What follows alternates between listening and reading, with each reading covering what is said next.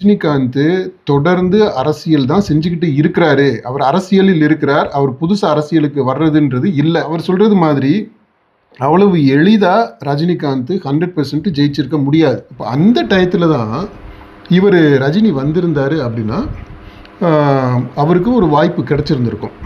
அதை அவர் மிஸ் பண்ணிட்டார். ஆனால் போகிற போக்கில் அவர் சொல்றாரு பார்த்தீங்களா, 100% வெற்றி அப்படின்றது வாய்ப்பே இல்லை. 1996 வேணா அவருக்கு வெற்றி வாய்ப்பு இருந்தது அப்படின்னு நம்ம சொல்லலாம். 2 வருஷம் என்ன கிழிப்பாங்க பார்ப்போம், என்ன செய்கிறாங்க, எனக்கு அதான் புரியவே இல்லை. 2 வருஷம் நீங்கள் என்னங்க செய்ய போகிறீங்க? இந்த ஆட்சியினுடைய நுணுக்கங்களை கற்றுக்கிறதுக்கு 2 வருஷம் தேவைப்படுது அப்படின்னா நீங்கள் இதை கற்றுக்கிட்டு தானே நீங்கள் வந்திருக்கணும். உங்கள் கூட போகிற மற்றவங்களும் நீங்கள் பாருங்களேன், அவ்வளவு டீசெண்டாக, அவ்வளவு பொறுப்பாக, அவ்வளவு அக்கறையோடு நடந்துக்கிறாங்க. ஆச்சரியமாக இருக்குது. இந்த தாவேகாவும் திராவிட கட்சி தான், மாற்று சக்தியாவெல்லாம் வரல. சினிமா கவர்ச்சியில் அப்படியே அடிச்சுட்டு போயிடுறது கிடையாது. அவங்க சிந்திச்சு முடிவு எடுக்கிறாங்க, உணர்வு பூர்வமாக சிந்திச்சு முடிவு எடுக்கிறாங்க. அதுதான் நம்ம மக்கள்கிட்ட இருக்கக்கூடிய ரொம்ப பெரிய வித்தியாசம். கட்சி ஆட்சி செலுத்துறதுனால தான் இவ்வளவு ஊழல்கள் பெருகி போயிருக்கு. அதுக்கு ஒரு செக் வைக்கணும். செக் வைக்கிறதா, முழுசாக அறவே அழிக்கிறது கிடையாது, ஒழிக்கிறது கிடையாது. அது கொஞ்சம் ஓரளவுக்கு அணை போட்டு தடுத்து நிறுத்தணும்னா இந்த கூட்டணி ஆட்சி உதவியாக இருக்கும்.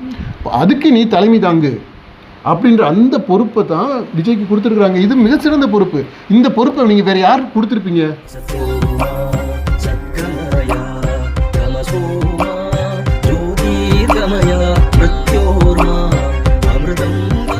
இப்போ அடுத்தது அவர் சொல்லியிருந்தது பார்த்தீங்கன்னா, அந்த அரசியல் வேறு, நடிப்பு வேறு. எனக்கு உடம்பு சரியில்லாமல் போயிருச்சுன்னா ஒரு தயாரிப்பாளர் தான் பாதிக்கப்படுவார். ஆனால் அரசியலுங்கிறது அப்படி இல்லை, மக்கள் என்னை நம்பி இருக்கிறாங்க, மக்கள் பாதிக்கப்படுவாங்க அப்படிங்கிறத சொல்லிட்டு, நான் அரசியலுக்கு வந்திருந்தா 100% வெற்றி பெற்றிருப்பேன் அப்படிங்கிறத சொல்லியிருக்கிறாரு. உண்மையாகவே அவர் அரசியலுக்கு வந்திருந்தா நேரம் முதலமைச்சர் ஆயிருப்பாரா, வெற்றி பெற்றிருப்பாரா? பாருங்க, அவர் அரசியலுக்கு அப்படின்றதெல்லாம் கேள்வியே சரியில்லை. ரஜினிகாந்த் எப்போ அரசியல் பண்ணாமல் இருந்தார்? இப்போ இவர் பண்ணுறதுமே அரசியல் தான். இந்த இன்டர்வியூ கொடுத்துருக்கிறார் பார்த்தீங்களா, இதுவே அரசியல் தான். அவர் தொடர்ந்து அரசியல் பண்ணிட்டு தாங்க இருக்கிறாரு.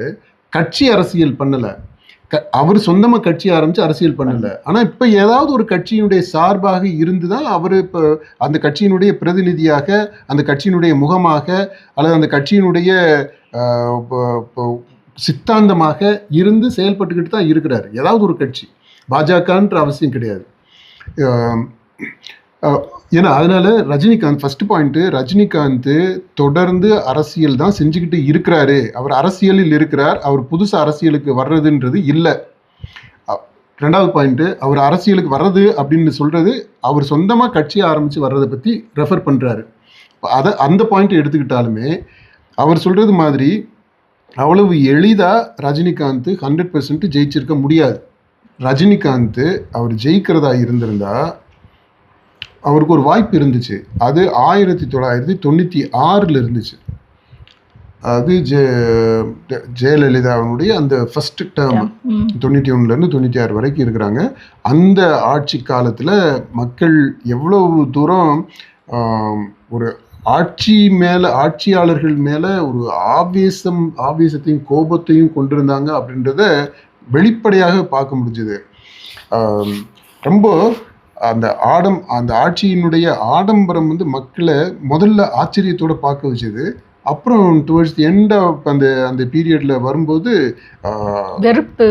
அருவருப்பை மூட்டக்கூடியதாக மாறிடுச்சு. அப்புறம் மக்களுக்கு ஏற்பட்ட தொடர்ந்து வந்த அந்த கஷ்டங்கள் இதெல்லாம் அப்படியே ஒரு ஆக்ரோஷமான, ரொம்ப ஆவேசம், கோபம் அதை உருவாக்கி விட்டுருச்சு. அப்படிப்பட்ட சூழ்நிலையில புதுசாக யார் வந்திருந்தாலுமே அவங்கள மக்கள் சப்போர்ட் பண்ணியிருப்பாங்க. ஏன்னா அதுக்கு முன்னாடி திமுகவுடைய ஆட்சி அது கலைக்கப்படுது. அந்த இந்த ராஜீவ்காந்தி மரணத்தில் போய் 91 நிற்குது பார்த்தீங்களா. ஸோ அதை ஒட்டி அந்த நிகழ்வுகள் எல்லாமே அப்போ திமுகவுக்குமே மக்கள் மத்தியில் ஒரு கெட்ட பேர், தமிழ்நாட்டில் அதிமுகவுக்கு மிக கெட்ட பேர். இப்படிப்பட்ட ஒரு சூழ்நிலையில தான் 3வது ஒரு புதுமுகம் வந்திருந்தா கண்டிப்பாக ஜெயிச்சிருக்க முடியும். மக்கள் ஆதரவு தெரிவிச்சிருப்பாங்க. அதாவது இப்போ விஜய்க்கு கிடைச்ச ஆதரவை விட அதிகமான ஆதரவு கிடைச்சிருந்திருக்கும். அப்போ விஜய் நடிகர் இவர் ரஜினி, அவருக்கு அப்போ ஓரளவுக்கு நல்ல மக்கள் செல்வாக்கு இருந்தது. ரொம்ப பாப்புலரான நடிகராக இருந்தார். நம்பர் 1 நடிகர். இந்தியாவிலேயே டாப் ரேட்டட் நடிகர்களில் அவரும் முன்னணியில் இருக்கக்கூடிய ஒரு நடிகராக இருந்தார். அப்படிப்பட்ட ஒரு நடிகர் நின்றிருந்தாருன்னா அவர் எளிதாக ஜெயிச்சிருக்க முடியும் 96 தேர்தலில். அதுதான் என்னுடைய ஆய்வு சொல்லக்கூடிய விஷயமாக இருக்கு.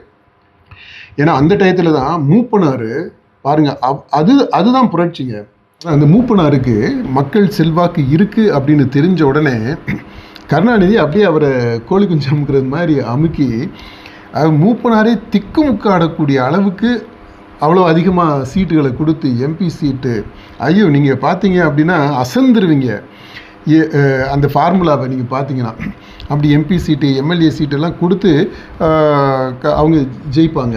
இப்போ அந்த டயத்தில் தான் இவர் ரஜினி வந்திருந்தார் அப்படின்னா அவருக்கு ஒரு வாய்ப்பு கிடச்சிருந்துருக்கும்.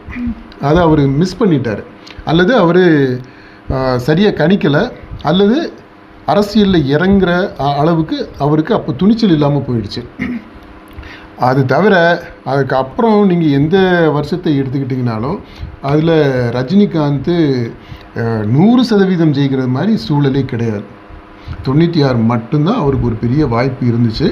அந்த வாய்ப்பு நான் சொன்னது மாதிரி ரஜினிகாந்த் மட்டும் இல்லை, மூப்பனாரே அந்த டயத்தில் தனித்து நின்றுருந்தாருன்னா அவர் ஜெயிக்கிறதுக்கான வாய்ப்புகள் இருந்திருக்கு.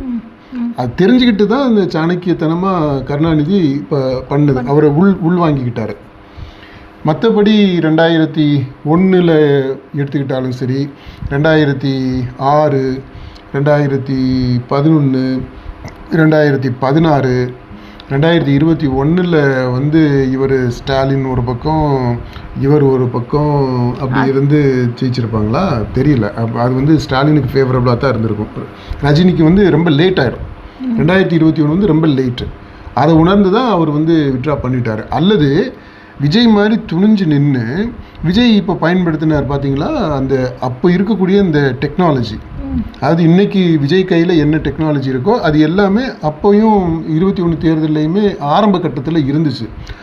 அதை பயன்படுத்தி அதுக்கான செலவு பண்ணி அதை பயன்படுத்துறதுக்கான ஒரு முயற்சி எடுத்திருந்தால் டஃப் ஃபைட்டு கொடுத்துருந்துருக்கலாம்.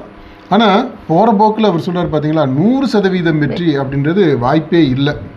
1996 வேணால் அவருக்கு வெற்றி வாய்ப்பு இருந்தது அப்படின்னு நம்ம சொல்லலாம். இப்போ அடுத்தது அவர் ரஜினிகாந்த் சொன்னது என்னன்னு பார்த்தீங்கன்னா, அந்த மக்கள் மத்தியில் விஜய்க்கு வந்து நிறைய எதிர்பார்ப்பு இருக்குது, அதே நேரம் வந்து ஓரிரு ஆண்டுகள் வந்து அவரை மக்கள் கேள்வி கேட்கக்கூடாது, அவர் போக்கிலே விட்டுவிட வேண்டும், மேலும் வந்து அவர் தொண்டர்கள் ரசிகர்கள் வந்து மிகவும் ஜாக்கிரதையாக நடந்து கொள்ளணும், ஏன்னா அவங்க எந்த தவறு செஞ்சாலும் வந்து அது விஜயை தான் வந்து பாதிக்கும், அதனால அதை நினைவில் வைத்து கொண்டு செயல்படுங்க அப்படிங்கிற மாதிரி விஜய் ரசிகர்கள் தொண்டர்களுக்கு ஒரு வேண்டுகோளாக விடுத்திருக்கிறாரு. இல்லை, விஜய்க்கு அவர் ஆட்சிக்கு வந்தது அதுக்கு அவருக்கு 2 வருஷம் டைம் எதுக்கு கொடுக்கணுமா என்னங்கிறத பார்த்துக்கிறோம். அவருமே டைம் கேட்குறாங்கல்ல. இல்லை, அவகாசம் கேட்குறது எதுக்கு அப்படின்னா அவருடைய திட்டங்கள் எல்லாம் செயல்படுத்துறதுக்கு அவகாசம் வேணும்ன்றாரு. ஆனால் என்ன, ஒரு நல்ல ஒரு தலைவர் இது எல்லாத்தையுமே ஸ்டடி பண்ணிட்டு தான் அரசியலுக்கு வந்திருப்பார். ஏன்னா நாட்டினுடைய பொருளாதாரம், தமிழ்நாட்டினுடைய பொருளாதாரம் எந்த நிலையில் இருக்குது அப்படின்றது இந்த நிதிநிலை அறிக்கையிலேயே அப்போவே தெரியும், பிப்ரவரி மாதமே தெரியும். அதுக்கப்புறம் தானே தேர்தல் பிரச்சாரங்கள் இதெல்லாம் வந்துச்சு, மேனிஃபெஸ்டோலாம் அப்புறம் தானே வந்துச்சு. அதனால் இதை ஒரு சாக்காக சொல்ல முடியாது. 2 வருஷம் டைம் கொடுத்து அப்போ 2 வருஷம் ஆட்சி நடக்காதா? 2 வருஷம் என்ன நடக்கும்? 2 வருஷம் அந்த பீரியடில் என்ன நடக்கும்? ஏன் மக்கள் எதுவுமே கேட்கக்கூடாது? எதுவுமே நீங்கள் செய்ய மாட்டீங்களா? எதையுமே நாங்கள் கேட்கக்கூடாதா? அது என்ன? அவங்க ஏகப்பட்ட திட்டங்கள்லாம் அறிவிச்சிருக்காங்கல்லப்பா, அதெல்லாம் எப்ப இப்பயே கேட்க ஆரம்பிச்சாங்க. கண்டிப்பா கேட்க தான் செய்வாங்க, கண்டிப்பா கேட்பாங்க. அதுக்கு நீங்க பதில் சொல்லுங்க, ஒவ்வொரு திட்டத்திற்கும் நீங்க பதில் சொல்லுங்க. அப்போ ஒவ்வொரு திட்டமும் எப்படி செயல்படுத்தப்படும் அப்படின்றதுக்கான ஒரு ரோட் மேப் நீங்க காட்டுங்க, டைம் லைனை கொடுங்க. இந்த திட்டம் இப்போ இந்த இதில் இந்த சிக்கல் இருக்குது, இதை நாங்கள் இப்படி படிப்படியாக நிறைவேற்றுவோம் அப்படின்ட்டு நீங்கள் வெளிப்படையான ஆட்சின்னு தானே சொல்கிறீங்க, டிரான்ஸ்பேரண்ட்டாக நாங்கள் இருப்போம் அப்படின்னு முதலே கஜானா காலின் முதல் நாள்லேயே சொல்லிட்டாங்க. இந்த கஜானா காலி கதையெல்லாம் இப்போ வந்து உருட்டக்கூடாது. கஜானா காலின்றது அதான் நம்ம சொன்னோம், பிப்ரவரி மாதமே தெரியும். கஜானா காலின்றது காலி மட்டும் இல்லை, கடனில் நிற்குது, காலிக்கு மட்டும் கிடையாது, கடன் இருக்குன்றது தெரியும். அப்படி தெரிஞ்சுட்டு தான் நீங்கள் இதெல்லாம் கொடுத்தீங்க. அப்போ கொடுத்தீங்க அப்படின்னா அதற்கு ஒரு செயல் திட்டத்தை நம்ம கொடுக்கணும். அதுதான் பொறுப்பான தலைமைக்கு அடையாளம். நீங்கள் 2 வருஷத்துக்கு டைம் கொடு. இப்போ ரஜினிகாந்த் முதல்வராக வந்திருந்தாலுமே அப்படி தான் கேட்டிருப்பாராமா, 2 வருஷம் என்ன டிஸ்டர்ப் பண்ணாதா அப்படின்னு இருப்பாரா? 2 வருஷம் என்ன கிழிப்பாங்க பார்ப்போம், என்ன செய்கிறாங்க எனக்கு அதான் புரியவே இல்லை. 2 வருஷம் நீங்கள் என்னங்க செய்ய போகிறீங்க? இந்த ஆட்சியினுடைய நுணுக்கங்களை கற்றுக்கிறதுக்கு 2 வருஷம் தேவைப்படுது அப்படின்னா நீங்கள் இதை கற்றுக்கிட்டு தானே நீங்கள் வந்திருக்கணும். வந்து 2 வருஷம் ஆட்சிக்கு வந்து எதுவுமே நடக்காது. அப்போ என்னுடைய வாழ்க்கை என்ன ஆகுறதுங்க? 2 வருஷம் அப்போ என்ன ஆகுறது? இந்த குடிமக்கள், தமிழ்நாட்டு மக்களுடைய வாழ்க்கை என்ன ஆகும்? அவங்களுடைய கனவுகள் என்ன ஆகும்? இப்போ இருக்கிற திட்டங்களா தொடரும் தானே சொல்லியிருக்காங்க. புதுசாக செயல்படுத்துறதுக்கு தான் எங்களுக்கு டைம் வேணும்னு கேட்குறாங்க. அதை தெளிவுபடுத்துங்க. அப்போ ஒவ்வொரு திட்டமும் எப்படி நடக்கும்ன்றதை சொல்லுங்கள். இப்போ பழைய திட்டங்களை நீங்கள் அப்படியே தொடர்வீங்க அப்படின்னா அப்போ தீய சக்தின்னு எதுக்கு சொல்கிறீங்க? அப்போது தீய சக்தியினுடைய திட்டங்களை நீங்கள் எப்படி தொடர்வீங்க அப்படின்னா அந்த தூய சக்தி எப்படி ஆட்சியை மாற்றி கொடுக்குது? இல்லை, எல்லாத்துலேயுமே முரண்பாடுகள் நிறைய இருக்குங்க. அதனால் அந்த முரண்பாடுகள், இந்த டைம் அவகாசம் கொடுக்குறதுன்றதெல்லாம் ஏற்புடையதே கிடையாது. என்னை பொறுத்த மட்டும் இல்லை, ஆட்சிக்கு வந்து முதல் நாளே எப்படி அவர் வந்து செக்ரட்டேரியட்டுக்கு எப்படி ஒரு தலைமைச் செயலக ஊழியர் மாதிரியே போகிறார் பார்த்தீங்களா முதல்வர். அது அப்போ இருந்தே வேலை ஆரம்பிச்சிருச்சு. அப்போ இருந்தே தே ஆர் ஹெல்ட் ரெஸ்பான்சிபிள். ஆட்சிக்கு பொறுப்பை ஏற்றுக்கணும். இதில் அவகாசம் எல்லாம் கேட்டுக்கிட்டு இருக்கக்கூடாது.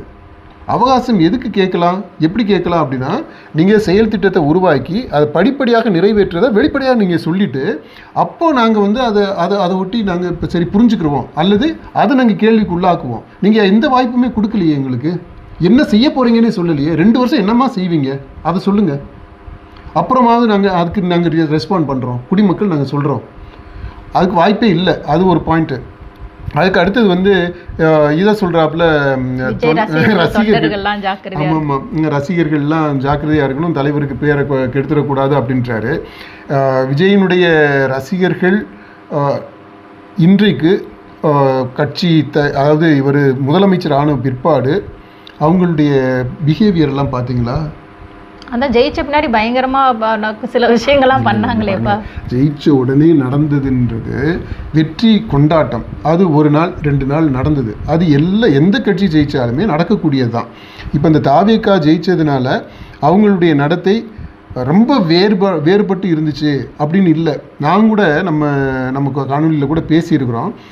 இந்த தாவேகாவினுடைய தொண்டர்கள், விஜயினுடைய தீவிர ரசிகர்கள், அவங்களுடைய பிஹேவியரை பார்த்தா அந்த கேம்பெயின் டயத்தில், அது கேம்பெயின் உச்சத்தை நெருங்க அவங்களுடைய நடத்தையிலையுமே ஆப்வியஸாகவே அந்த நிறைய வேறுபாடுகளை பார்க்க முடிஞ்சிச்சு. உணர்ச்சி பிழம்பாக இருந்தாங்க.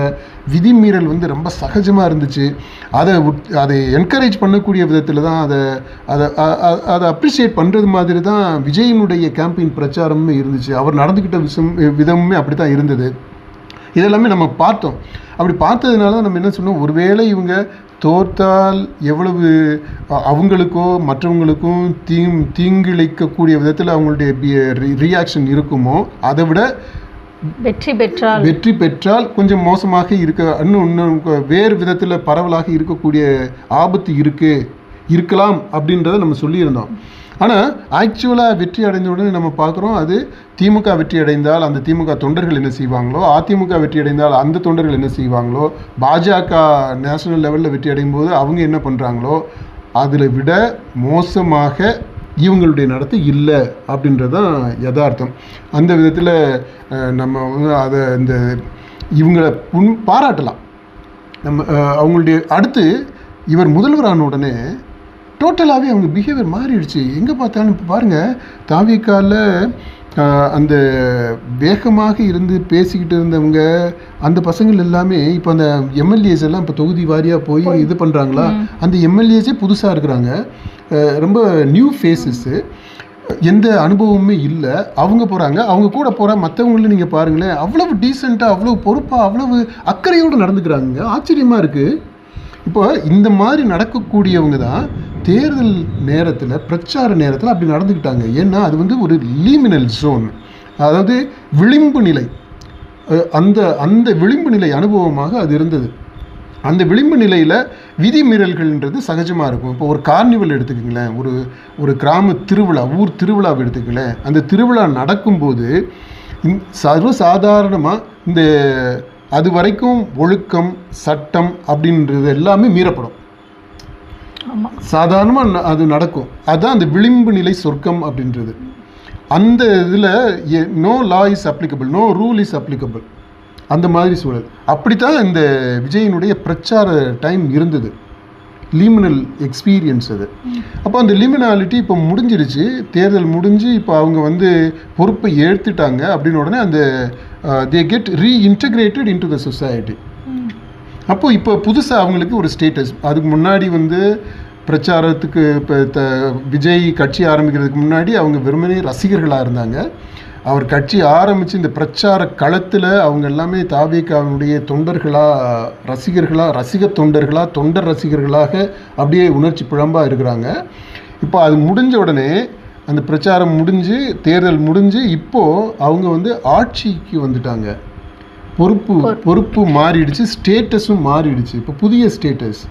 அவங்க தாவேகா தொண்டர்கள் மட்டும் இல்லை, இப்போ ஆட்சியில் இருக்கக்கூடிய கட்சியினுடைய உறுப்பினர்கள். அப்போ அந்த பொறுப்பு வந்துடுச்சு. எனக்கு தெரிஞ்சு பரவலாக பெரும்பாலானவங்க அந்த பொறுப்பை உணர்ந்துருக்குறாங்க இந்த பசங்க. அதனால் ஜென்ஸின்றதோ ஜென் ஆல்ஃபாவோ அப்படின்ட்டு நம்ம போகிற போக்கில் ரைட் ஆஃப் பண்ணிடக்கூடாதுன்னு தான் நான் நினைக்கிறேன். அவங்க எல்லாருமே இந்த உணர்ச்சி வசப்பட்டு இந்த ரசிகர்கள் நடிகர் பின்னாடி போய் அப்படியே டிஜிட்டல் மீடியா இன்ஃப்ளூயன்ஸில் போய் பண்ணிடுவாங்க அப்படின்றது மட்டும் இல்லை. அது ஒரு பக்கம் அப்படி இருக்காங்க, அது யதார்த்தம் தான். ஆனால் அது அவங்களே இங்கே இப்படியும் இருக்க முடியும் அப்படின்றத காட்டியிருக்கிறாங்க. அதை நம்ம பார்க்குறோம் இப்போது. அதனால் அந்த விதத்தில் ரஜினியினுடைய இந்த அறிவுரைன்றது சூப்பர்ஃப்ளூவஸ்.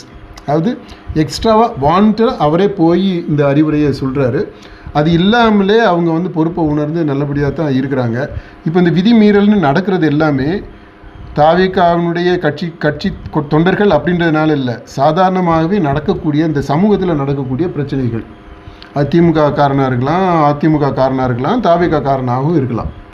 அந்த விதத்தில் தான் இந்த மீறல் நடக்குது. அதனால் கெட்ட பேர் வருது அப்படின்னா யார் தப்பு செஞ்சாலுமே ஆட்சிக்கு கெட்ட பேர் தானே. இப்போ ஸ்டாலின் ஆட்சி காலத்தில் எங்கேயோ ஒரு பிரச்சனை நடக்குது அப்படின்னா நம்ம விஜயே பிரச்சாரத்தில் என்ன பண்ணார், உடனே ஸ்டாலின் மேலே தான் குறை வரும். அதே மாதிரி தான் எங்கே தப்பு நடந்தாலும் விலைவாசி ஏறிச்சு அப்படின்னா இப்போ விஜய் தான் அதுக்கு பொறுப்பு சொல்லணும். இப்போது இது ஏதாவது ஒரு பிரச்சனை நடக்குது அப்படின்னா இப்போது இது விஜய் தான் அதுக்கு பதில் சொல்லணும். அந்த நிர்பந்தம் இருக்குது. அதனால் இது தனித்து பிரித்து சொல்லணுன்ற அவசியம் இல்லை. ரஜினிகாந்த் அப்படி சொல்கிறாரு அப்படின்னா அவர் வந்து விஜய்கிட்ட ஒரு ரிக்வெஸ்ட் வைக்கிறாரு. அப்போ அங்கே பார்ப்பா, நான் வந்து நல்ல மனசோடு தான் இருக்கேன், இதெல்லாம் இருக்கேன், உன் மேலே இதெல்லாம் கிடையாது, எதிர்ப்பெல்லாம் கிடையாது, அப்படி பழைய ஏதாவது இது இருந்துச்சுன்னா அதெல்லாம் மன்னிச்சு விட்டுரு. இப்போ அடுத்து நம்ம படமெல்லாம் வந்துக்கிட்டு இருக்குது, அதுக்கு ஏதாவது பிரச்சனை பண்ணிடாமல் பார்த்துக்கப்பா அப்படின்றாரு. அதுதான் அவருடைய வேண்டுதலாக இருக்குது.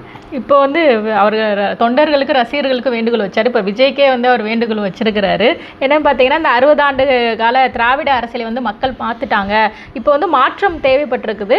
அந்த தருணத்தில் தான் வந்து சினிமா புகழுடன் விஜய் அரசியலுக்கு நுழைந்தார். அவருக்கு 100% வந்து சினிமா கை கொடுத்திருக்கிறது. மக்கள் வைத்திருக்கும் நம்பிக்கை எதிர்பார்ப்பை வந்து பூர்த்தி செய்து மக்களுக்கு அவர் நல்லது செய்ய வேண்டும், செய்வார் என்ற நம்பிக்கை வந்து எனக்கு இருக்குது, அவருக்கு வாழ்த்துக்கள் அப்படிங்கிறத சொல்லியிருக்கிறாரு. அதான் இதில் இந்த திராவிட ஆட்சி அப்படின்றத பற்றி சொல்கிறாங்க. இந்த திராவிட ஆட்சி மீது கொண்ட மக்கள் வெறுப்பு, அதனால் விஜய்க்கு ஓட்டு போட்டுட்டாங்க அப்படின்றது. அப்புறம் வந்து மாற்றம் தேவை அப்படின்றாங்க. இந்த மாற்றம்ன்றதவே நம்ம இப்போ சரியாக புரிஞ்சுக்கிறணும். இப்போ விஜய் வந்து எந்த விதத்தில் மாற்றத்தை முன் வச்சிருக்கிறாரு? இல்லை, அவரே முதன்மை சக்தி அப்படின்னு தான் தொடர்ந்து ஆரம்பத்துலலாம் பிரச்சாரங்கள் எல்லாம் சொல்லுவார். மாற்று சக்தின்றதெல்லாம் ஒரு இடத்துல பார்த்தீங்கன்னா அப்படியெல்லாம் நாங்கள் இல்லை அப்படின்ற மாதிரி சொல்லுவார். அது அந்த தொடரில் அவருக்கு ஆரம்பத்தில் பிடிக்காமல் இருந்துச்சு. முதன்மை சக்தி அப்படின்றத சொன்னார். அப்புறம் என்ன ஆகுதுன்னா, அவங்க சொல்லியிருக்கிற அந்த கொள்கைகளும் சரி, செயல் திட்டங்களும் சரி, மேனிஃபெஸ்டோவும் சரி, அப்புறம் இன்றைக்கு இந்த ஒரு வாரம் ஆட்சி முறை எடுத்துக்கோங்க. இந்த ஆட்சி முறையும் இந்த ஸ்டைல் ஆஃப் ஃபங்க்ஷனிங், அது மேலோட்டமாக நீங்கள் பார்க்குறது, அந்த அவர் டிஃபன் பாக்ஸில் சாப்பாடு கொண்டு போய் சாப்பிட்றாரு, அப்புறம் மேலாடை வந்து இந்த கோட்டு சூட்டு போட்டுக்கிட்டு வர்றாரு அப்படின்னு அந்த மாதிரியான பேராஃபர்னேலியா, அந்த மேலோட்டமாக இருக்கக்கூடிய அந்த இது தவிர ஆக்சுவல் ஸ்டைல் ஆஃப் ஃபங்க்ஷனிங் அது எல்லாத்தையும் எடுத்துக்கிட்டோம் அப்படின்னா, இதுக்கு முன்னாடி இருந்த இந்த திராவிட கட்சிகளுக்கும் இந்த தாவேகாவுக்கு அதுக்கும் பெருசாக வித்தியாசம் இல்லை. இந்த கமலஹாசன் சொன்னது மாதிரி தமிழ்நாட்டில் யார் கட்சி ஆரம்பித்தாலும் அது திராவிட கட்சியாக தான் இருக்கும் அப்படின்றாங்க. மக்கள் நீதி மையம் முதற்கொண்டு. அதனால தான் அப்படியே போய் திராவிட கட்சியோட சங்கமிச்சுட்டார், அவருக்கு கரைச்சி விட்டுட்டார். இப்போ இந்த தாபிகா அந்த விதத்தில் அதில் ஒரு உண்மை இருக்குது கமல் சொன்னதில், நம்ம சிரித்தாலும் இந்த தாபிகாவும் திராவிட கட்சி தான், மாற்று சக்தியாவெல்லாம் வரல. இதில் என்ன மாற்று என்ன சொல்கிறாரு அப்படின்னா, இங்கே பாரு, அங்கே ஸ்டாலின் வேணுமா விஜய் வேணுமா, திமுக வேணுமா தாவேகா டிவிகே வேணுமா, அவர் டிவிகேன்னு தான் சொல்லுவார், டிவிகே வேணுமா டிஎம்கே வேணுமா அப்படின்றது, அவ்வளோதான். அப்போ இதில் வந்து replacement of one personality, replacement of one party, அவ்வளோதான். ரீப்ளேஸ்மெண்ட்டு தான் இங்கே நடந்திருக்குது. இது வந்து மாற்றம் கிடையாது, சிஸ்டத்தில் மாற்றம் கிடையாது. அதாவது சீமான் சொல்கிறது மாதிரியான அந்த மாற்றம் கிடையாது. இது ஆள் மாற்றம், கட்சி மாற்றம், அவ்வளோதான். ஆட்சி அப்படியே தான் கண்டினியூ ஆகுது, அந்த மாதிரி தான் இருக்குது. இப்போ அதனால் அது மாற்றம்ன்றது வந்து அதுக்காக மக்கள் ஓட்டு போட்டாங்களா, அப்படி இல்லை. இந்த சினிமா கவர்ச்சி அப்படின்ற அடுத்த பாயிண்ட்டை சொல்கிறாரு. இந்த சினிமாவுக்கும் தமிழ்நாட்டு மக்களுடைய அந்த அரசியல் முடிவுகளுக்கும் ஏதோ ரொம்ப நெருங்கிய பிணைப்பு இருக்குது. இந்த இமேஜ் ட்ராப் அப்படின்னு ஒரு இதை கான்செப்டை சொல்லுவாங்க. மக்கள் வந்து இந்த இமேஜ்னால் சினிமா பிம்பம், அந்த பிம்ப சிறையில் அகப்பட்டு அவங்க அப்படியே திக்கு முக்காடி போய் இந்த சினிமா அந்த சினிமா பிம்பத்துக்கு வாக்களிச்சிடுறாங்க அப்படின்றது அந்த கோட்பாடு. அதை நான் நம்முடைய ஆய்வில் சுக்குநூறாக உடச்சி போட்டிருக்கேன். அதை கம்ப்ளீட்டாக டீமித்தாலஜைஸ் பண்ணி, மக்கள் அவ்வளோ தூரம் முட்டாள்களாக இல்லை. இந்த பிம்பம்ன்றது சிறை கிடையாது, அவங்களுக்கு ஒரு ஜாலி, இந்த பிம்பத்தை செலிப்ரேட் பண்ணுறாங்க, சினிமான்றதை கொண்டாடுறாங்க. அதுக்கு அதை கொண்டாட்டம் வந்து எல்லை மீறி கூட போகலாம், அப்படி நீங்கள் எடுத்துக்கலாம். ஏன்னா அந்த பசங்க கொண்டாடுறதெல்லாம் நீங்கள் பார்த்தீங்கன்னா அந்த ஃபஸ்ட் டே ஃபஸ்ட் ஷோலலாம் அப்படி செலவு பண்ணுறாங்க, அப்படி ஆர்ப்பாட்டமாக இருக்குது. இதெல்லாம் செலிப்ரேட்டிங், சினிமாவை கொண்டாடுகிறோம். ஆனால் இந்த சினிமா ஏற்படுத்தி இருக்கக்கூடிய அந்த பிம்பம் இருக்குது பார்த்தீங்களா, அந்த பிம்பம் சினிமா என்ற அளவில் தாக்கத்தை ஏற்படுத்துது, அந்த சினிமாவிற்கு இட்டு செல்ல வைக்குது. அந்த ஹீரோ அப்படின்ற அந்த வர்ஷிப்ன்றது உளவியல் ரீதியாக தாக்கங்களை ஏற்படுத்துது. ஆனால் அரசியல் முடிவு, யாருக்கு ஓட்டு போடுவது, யார் என்னுடைய பிரதிநிதியாக இருப்பது, யாரிடம் நான் என்னுடைய ஆளும் அதிகாரத்தை டிரான்ஸ்ஃபர் பண்ணுவது, யார் ஆட்சி அமைப்பது, யார் என்னுடைய ஆட்சியாளராக இருப்பது அப்படின்ட்டு அந்த ஓட்டு போடுற முடிவு இருக்குது பார்த்தீங்களா, அதில் தமிழ்நாட்டு மக்களுடைய அறிவுத்திறனை அதாவது நாட்டு மீது, தமிழ்நாட்டு மீது இருக்கக்கூடிய அந்த அக்கறையை மிஞ்சுறதுக்கு யாருமே இல்லைங்க. நீங்கள் எந்த மாநில தேர்தலையும் எடுத்துக்கோங்க, கேரளாவை கூட எடுத்துக்கோங்க, அந்த தேர்தல் முடிவையும் நம்முடைய மக்கள், தமிழ்நாட்டு மக்களுடைய முடிவையும் நீங்கள் ஒப்பிட்டு பாருங்களேன். அந்த நான் இப்போ என்ன சொல்ல வர்றேன்றது தெரியும். நம்ம மக்கள் எப்போவுமே அப்படியே இந்த சினிமா கவர்ச்சியில் அப்படியே அடிச்சுட்டு போயிடுறது கிடையாது. அவங்க வந்து சிந்திச்சு முடிவு எடுக்கிறாங்க, உணர்வு பூர்வமாக சிந்திச்சு முடிவு எடுக்கிறாங்க. அதுதான் நம்ம மக்கள்கிட்ட இருக்கக்கூடிய ரொம்ப பெரிய வித்தியாசம். அதாவது தே திங்க் வித் ஹார்ட், இதயத்தில் சிந்திக்கிறார்கள், வெறுமனே மூளையில் சிந்திக்கிறது கிடையாது. அறிவுபூர்வமான சிந்தனை கிடையாது, உணர்வு பூர்வமான சிந்தனை. இதுதான் நம்ம தமிழக மக்களை வேறுபடுத்தி காட்டக்கூடியது. அதனால் அந்த உணர்வு இருக்கும், உணர்வு ரீதியான அட்டாச்மெண்ட் இருக்கும். ஆனால் அதே சமயத்தில் அவங்க சிந்திச்சு ஆக்கப்பூர்வமான முடிவை எடுக்கிறாங்க. நீங்கள் எந்த தேர்தல் எடுத்துக்கங்களேன், எந்த தேர்தல், நீங்கள் ஏதாவது ஒரு வருஷத்து தேர்தலை சொல்லுங்கள், அந்த வருஷத்தில் அந்த முடிவை தவிர வேறு மக்கள் என்ன முடிவை எடுத்திருக்க முடியும்? எது சரியான முடிவாக இருந்திருக்க முடியும்? நீங்கள் சொல்லுங்கள். ஒவ்வொரு தேர்தலாக எடுத்து பாருங்கள். இதைத்தான் நான் என்னுடைய ஆய்வு நூலில் விலாவாரியாக நான் வந்து விளக்கியிருக்கேன். 1952 தேர்தலிருந்து இப்போ நடந்த தேர்தல் வரைக்குமே நீங்கள் பார்த்தீங்க அப்படின்னா அந்த முடிவை தவிர வேறு மாற்றி எந்த முடிவையும் மக்கள் எடுத்திருக்க முடியாது. அதாவது நம்முடைய தேர்தல் அந்த அமைப்பு இருக்குது இல்லையா, இந்த அமைப்புக்குள்ளே இதில் இருக்கக்கூடிய லிமிட்டேஷன்ஸை கணக்கில் எடுத்துக்கிட்டு அவைலபிள் கேண்டிடேட்ஸில் பெஸ்ட்டு யாரோ, என்ன சிறந்த முடிவாக இருக்குமோ அதை தான் தேர்ந்தெடுத்துருக்குறாங்க. இந்த தேர்தல் இப்போ இதவே எடுத்துக்கங்களேன், இந்த தேர்தல் 2026 தேர்தல் எடுத்துக்கோங்க. இதில் வேறு என்ன மாற்றி முடிவு எடுத்திருக்க முடியும் மக்கள்? நீங்கள் சொல்லுங்கள், என்ன செஞ்சுருக்க முடியும்? திமுக அணிக்கு திரும்ப ஓட்டு போட்டிருந்தால் அது சிறந்த முடிவாக இருந்திருக்குமா? இல்லை அதிமுகவுக்கு அணிக்கு ஓட்டு போட்டிருந்தால் சிறந்த முடிவாக இருந்திருக்குமா? என்ன கேட்டால் நீங்கள் தமிழ்நாட்டினுடைய நலனை முன் வச்சு நீங்கள் பாருங்கள். இந்த வரலாறை எடுத்துக்கோங்க, இத்தனை ஆண்டு வரலாறு எடுத்துக்கோங்க, அல்லது இன்னைக்கு இருக்கக்கூடிய காலகட்டத்தை எடுத்துக்கோங்க. இந்த ஹிஸ்டாரிக்கல் கான்டெக்ஸ்ட் ஆஃப் டுடே, இந்த தமிழ்நாடு இன்னைக்கு இருக்கக்கூடிய நிலவரத்தை எடுத்துக்கிட்டிங்கன்னா இன்றைக்கி சூழ்நிலையில் இதை விட சிறந்த வேறு எந்த முடிவும் அவங்க எடுத்திருக்க முடியும்? இப்போ விஜய் அப்படின்ற அந்த அவருடைய தலைமையிலான கட்சியை மக்கள் விரும்புகிறாங்க, ஆதரிச்சிருக்கிறாங்க.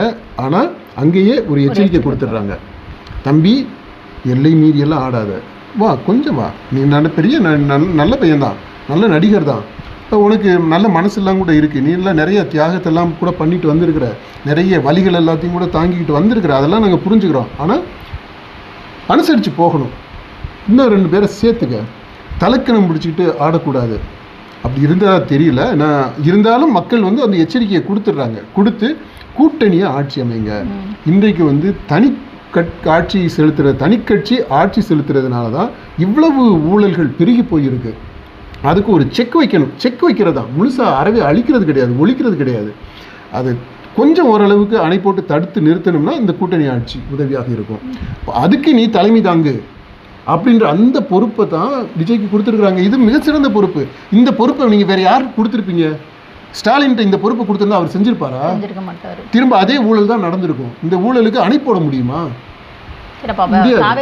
ஊழல் இருக்காது. அல்ல, அதான் ஒரு புதிய ஆள்கிட்ட பொறுப்பை கொடுத்துருக்குறாங்க. அந்த புதிய ஆள் பொறுப்பை கொடுத்துருக்கிறதுனால அவர் செய்கிறதுக்கான வாய்ப்புகள் அதிகமாக இருக்குது. அடுத்து விஜயினுடைய பிம்பம் எப்படி கட்டமைக்கப்பட்டது தேர்தல் நேரத்தில், அது ரொம்ப முக்கியம். அந்த பிம்பத்தை அடிப்படையாக வச்சு தேர்தல் நேரத்தில் இது சினிமாவையும் தாண்டியது. அதான் அடுத்த பாயிண்ட் அவர் சொல்கிறார் பார்த்தீங்களா, அது சினிமா கை கொடுத்துருக்குது அப்படின்றாரு. அதான் இந்த சினிமாவை நம்பி மட்டுமே விஜய் வந்துடல. சினிமா வந்து அவருக்கு ஒரு முகத்தை கொடுத்தது, ஒரு பாப்புலாரிட்டியை கொடுத்தது. அவர் ஒரு ஹீரோவாக எல்லார் வீட்டுக்கும் நான் போயிட்டேன் அப்படின்றார் பார்த்தீங்களா, போயிட்டு தான் கட்சி ஆரம்பிச்சுட்டு அந்த மாதிரி வீட்டுக்குள்ளே போகிறதுக்கு, சின்ன குழந்தைகளை வசியம் பண்ணுறதுக்கு எல்லாத்துக்குமே உதவியாக இருந்தது சினிமா. அது ஒத்துக்கிறோம். ஆனால் அந்த சினிமாவால் தான் மக்கள் அப்படியே ஓட்டு போட்டுட்டாங்க அப்படின்றது கிடையாது. அதையும் தாண்டி இருக்குது, இந்த சினிமா இருக்குது, அடுத்து அவருடைய தனித்திறன்கள் இருக்குது, அப்புறம் இந்த திராவிட கட்சிகள் மீது இருக்கக்கூடிய ஒரு ஏமாற்றம் அப்படின்றது ஒன்று இருக்குது. இன்றைக்கு தமிழ்நாட்டில் இன்றைக்கி என்ன மாதிரியான தேவை இருக்குது, எந்த மாதிரியான அரசியல் நிர்வாகம் தேவைப்படுது அப்படின்றது ஒன்று இருக்குது. இது எல்லாம் கூட்டாக எல்லாம் சேர்ந்து தான் இந்த முடிவுக்கு மக்களை கொண்டு போய் சேர்த்துருக்கு. இது ஒரு காரணம் மட்டும் இல்லை. அதனால் இதை சினிமா அப்படின்னு சொன்னோடனே அதாவது ஆஃப்டர் ஆல் ஒரு சினிமானால தான் உனக்கு வந்திருக்கு அப்படின்னு அவருடைய உயரத்தை கொஞ்சம் தட்டி வைக்கிறது மாதிரி இருக்குது. விஜய் வந்து சினிமாக்காரர்னால மக்கள் ஓட்டு போடலை அப்படின்றத தான் நான் தெளிவுபடுத்திக்கிட்டே இருக்கேன் இவ்வளவு நேரமும். சினிமான்றது ஒரு காரணமாக இருந்திருக்கு, மக்கள் சினிமாவுக்காக ஓட்டு போடலை. அப்புறம் இந்த டிஜிட்டல் மீடியா ஒன்று இருக்குது, அது ரஜினி விட்டுட்டார். இதில் மற்றவங்க எல்லாம் இப்போ இந்த ஸ்டாலினெல்லாம் அதை பற்றி பெருசாக பேசிக்கிட்டு இருக்கிறாரு, எல்லாருமே சொல்லிக்கிட்டு இருக்காங்க. அப்போ இந்த டிஜிட்டல் மீடியா அதனால எப்படி நடந்துருச்சா அப்படின்னா அதுவும் இருக்குது, ஆனால் அதனால மட்டும் கிடையாது. இப்போ அப்படி அதாவது விஜய் பெற்ற இந்த வெற்றியை நீங்கள் அப்படி மட்டுப்படுத்தி வைக்கக்கூடாது. ஒரு இதுதான் சொல்லிட முடியாது, நிறைய இல்லை. அதாவது அப்படி சொல்லி இதனால தான்ப்பா நீ வந்திருக்க அப்படின்ட்டு அந்த அவருக்கு கொஞ்சம் மட்டம் தட்டி வைக்கிறது மாதிரி அந்த இது இல்லை. ஏன்னா இன்னைக்கு சூழ்நிலையில் இந்த முடிவை தவிர மாற்றி மக்கள் வேறு எந்த முடிவையும் எடுத்திருக்க முடியாது. இதை ஒட்டி நம்ம எழுதின அந்த நூல் பற்றி ரெஃபரன்ஸு நீங்கள் பார்த்துக்குங்க. Popular cinema and politics in South இந்தியான்றது தமிழ்நாடை பற்றி தான் முழுக்கவே இருக்கும். Popular cinema and politics in South India, reimagining MGR and Rajinikanth. அதில் விஜயகாந்த், கமல்ஹாசன் வரைக்குமே நம்ம இன்கார்பரேட் பண்ணியிருக்கிறோம். அதனுடைய தொடர்ச்சியாக இப்போ இந்த விஜய் ஃபினாமினனை நம்ம ஸ்டடி பண்ணிக்கிட்டு இருக்கிறோம். இப்போ இது தொடர்பாக 2014 அந்த நூல் வெளியீட்டு விழாவின் போது நம்ம ராம்தாஸ் ஐயா தான் அந்த நூலை வெளியிட்டார். இயக்குனர் வெற்றிமாறன் அந்த விழாவில் நூல் வெளியீட்டு விழாவில் இருந்தார். அப்புறம் கூடங்குளம் புகழ் அந்த சுப உதயகுமார் அவர் அந்த இதில் பேசினார் நூலை பற்றி. இப்போ இந்த மாதிரி அந்த நூல் 2014 வந்தது. இதனுடைய தொடர்ச்சியாக இப்போ நம்ம இந்த விஜய் ஃபினாமினனை நம்ம ஸ்டடி பண்ணிக்கிட்டு இருக்கிறோம். அந்த கான்டெக்ஸ்டில் ஒரு காணொலி ஒன்று போட்டிருக்கிறோம். அது ரொம்ப ஜஸ்ட் ஒரு 3 minutes. அதை நீங்கள் தயவுசெய்து இந்த வீடியோவில் இன்கார்பரேட் பண்ணிடுங்க. அதில் இந்த நடிகர்களுடைய அரசியல் என்னவாக இருந்துச்சு அப்படின்றத கிறிஸ்பாக சொல்லியிருப்போம். அதில் இவர் நம்ம ரஜினிகாந்த் அவருடைய அரசியல் என்னவாக இருந்துச்சு அப்படின்றதையும் சொல்லியிருக்கிறோம். ரஜினி ஒரு அரசியல்வாதியாகத்தான் அவர் நடிக்க ஆரம்பித்ததுலேருந்து இன்றைக்கு வரைக்குமே இருக்கிறாரு அப்படின்றது நிச்சயம்.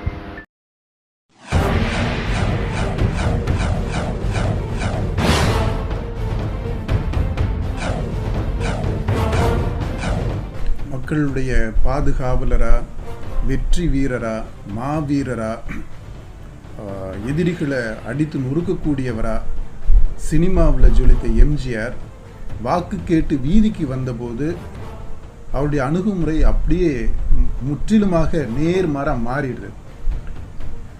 பழிவாங்கப்பட்டவரா, பரிதாபத்துக்குரியவரா, அனுதாபத்துக்குரியவரா அவர் மக்கள் மத்தியில் தன்னை முன்னிறுத்தி தான் வாக்குகளை வாங்கி அவரால் ஜெயிக்க முடிந்தது.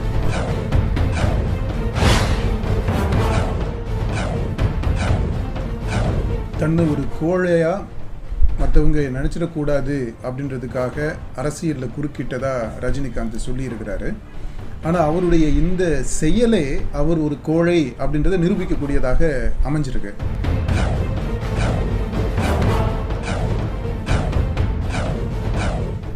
தான் விரும்பியோ விரும்பாமலோ ரஜினிக்கு கிடைக்கக்கூடிய அந்த அரசியல் விளம்பரத்தை அவர் தன்னுடைய திரைப்பட விற்பனைக்கான உத்தியாகத்தான் பயன்படுத்திக்கிட்டு வந்திருக்கிறாரே தவிர மற்றபடி அவருக்கு மக்கள் மீது ஒரு அக்கறையோ, நேரடி அரசியலில் ஈடுபாடோ, தன்னம்பிக்கையோ, தீர்க்கமான அரசியல் தெளிவோ அவருக்கு இருக்கிறது மாதிரி தெரியல.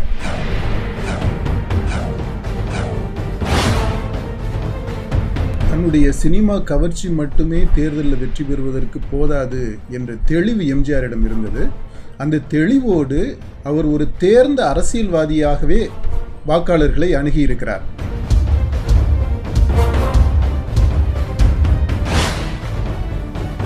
அரசியல் ஆர்வம் இருக்கக்கூடிய இளம் நடிகர்கள் தங்களுடைய சினிமா கவர்ச்சியை கடந்து நிஜ வாழ்க்கையில் யதார்த்தத்தில் மக்களோடு தங்களை இணைச்சிக்காத வரைக்கும் தேர்தல் களத்தில் அவங்க துடை தெரியப்பட்டு விடுவார்கள் அப்படின்றது நிச்சயம்.